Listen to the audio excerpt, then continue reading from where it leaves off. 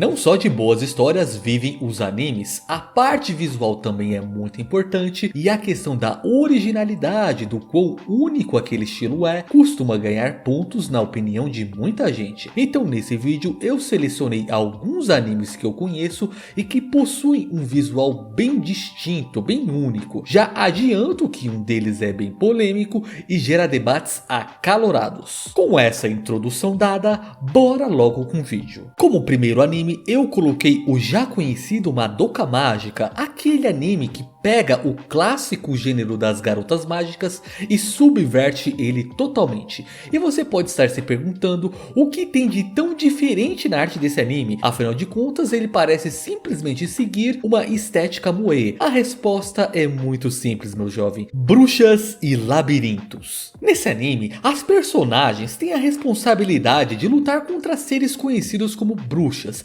e essas criaturas são capazes de criar labirintos que são uma espécie de realidade paralela, e tanto as bruxas quanto esses labirintos são representados em um estilo artístico muito distinto e que é bem diferente do restante da estética dessa obra. Os responsáveis por esse visual são uma dupla de artistas japoneses que usa como pseudônimo o nome Gekidan Inokuri ou Gekidan Inokare na pronúncia japonesa. Nós podemos ver que essa arte possui uma maçaroca de elementos, com alguns destes sendo surrealistas, com imagens bizarras, ilógicas e perturbadoras. A arte de Madoka também apresenta elementos de colagem. Parece que muitas figuras que compõem a arte foram simplesmente recortadas e coladas na imagem.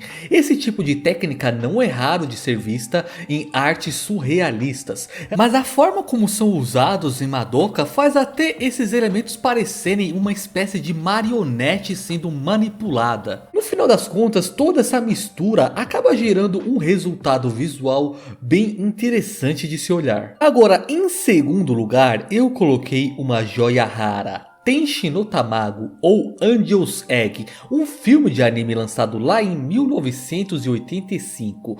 Quando eu vi o visual desse anime pela primeira vez, eu fiquei com uma sensação meio inquietante de que eu conhecia essa arte de algum lugar, mas não me lembrava da onde. E quando eu fui pesquisar mais a respeito desse filme, tudo ficou claro para mim. Ele foi feito em uma colaboração com o diretor Mamoru Oshii, que fez o filme de Ghost in the Shell de 1995, com o artista Yoshitaka Amano, o mesmo que fez as belíssimas artes para a franquia Final Fantasy que eu tanto amo. Quando eu vi o nome do Yoshitaka Amano ali, tudo fez sentido para mim, pois o estilo artístico do filme é bem parecido com o da sua arte. E eu vou ser sincero aqui, essa é daquelas obras que não faz questão de te explicar nada. A trama, se é que eu posso chamar assim, se concentra em uma garotinha que anda por aí carregando um ovo misterioso em um mundo completamente desolado. No decorrer do filme, ela vai começar a andar com um homem de pele morena e cabelos prateados que tem em sua posse uma arma meio alienígena em formato de cruz. Como o filme está galgado na arte do Amano, podemos ver que a obra apresenta um visual muito distinto, impressionante e belo, combinando elementos antigos com outros mais tecnológicos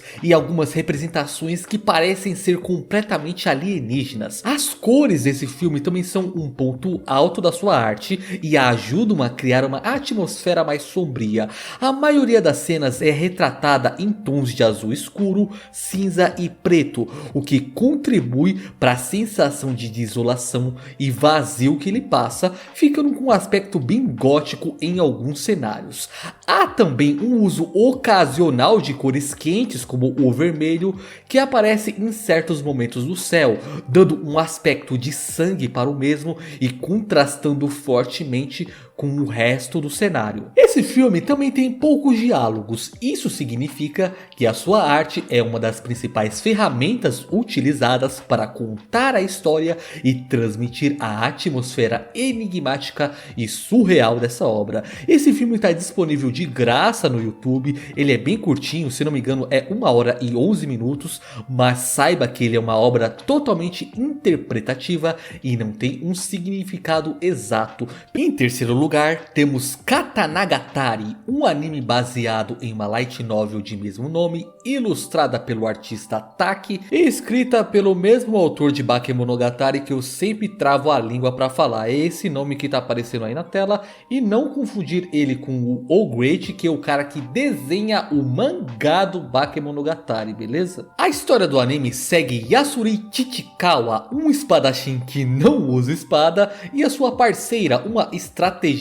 chamada Togami, que durante os 12 episódios do anime embarcam em uma jornada para coletar 12 espadas lendárias. Cara, a arte desse anime, além de ser muito distinta, muito única, também é bem bonitinha, o que me agrada bastante. A gente consegue ver aqui aquele velho contraste interessante entre o plano de fundo e os personagens da obra. Os cenários, eles são feitos de uma forma bem detalhada, enquanto os personagens eles são mais simples e estilizados. Os cabelos, rosto e olhos são desenhados de uma maneira bem específica, principalmente os olhos, e em certos momentos também vemos a utilização de linhas bem grossas nos personagens. Esses elementos estáveis e simples são feitos de uma forma diferente das outras obras e fazem com que a sua arte seja única e identificável. Essa simplicidade no design dos personagens também faz com que os detalhes dos cenários fiquem ainda mais evidentes, fazendo nossos olhos pular de um para o outro. Eu creio que eles conseguiram traduzir bem o estilo artístico da novel desenhado pelo Taki para o anime. E por último temos o polêmico anime de Aku no Hana. Essa obra desagradou a muita gente quando ela foi lançada, pois o seu visual é totalmente diferente do material de origem. Na verdade, ele é diferente da maioria dos animes e propositalmente ele não é feito para ser algo agradável aos olhos. Os personagens desse anime são representados de uma forma no mínimo bizarra e perturbadora, e é muito fácil para quem chega desavisado olhar esse visual e presumir que a coisa é assim simplesmente por ser mal feita à la Berserk 2016, mas verdadeiramente não é esse o caso. Para poder explicar o porquê esse anime tem esse visual diferente, eu vou precisar explicar um pouco sobre a técnica que foi empregada, que é a rotoscopia, e no final eu vou falar a minha opinião sobre ele de uma forma geral, beleza? A rotoscopia é uma área extremamente complicada na animação. Inicialmente ela foi concebida com o propósito de tentar facilitar o processo de animação, ajudando a animar movimentos muito complexos, desenhando por cima do movimento de atores reais, o que em tese daria um realismo maior para a coisa. Porém, com o tempo percebeu-se que a rotoscopia não era boa para nenhuma dessas duas coisas. Ela não facilitava tanto assim o processo de animação, pois era difícil traçar o movimento humano frame a frame, e o suposto realismo que ela deveria trazer para o movimento acabava deixando a animação muito esquisita, gerando a sensação conhecida como Vale da Estranheza. O Vale da Estranheza se manifesta quando algo tenta ser muito realista, porém não é realista o suficiente, falta alguma coisa ali e por algum motivo isso gera uma aversão muito grande na gente que está observando aquilo. Porém, essa desvantagem do Vale da Estranheza que a rotoscopia pode causar começou a ser usada como vantagem por alguns diretores.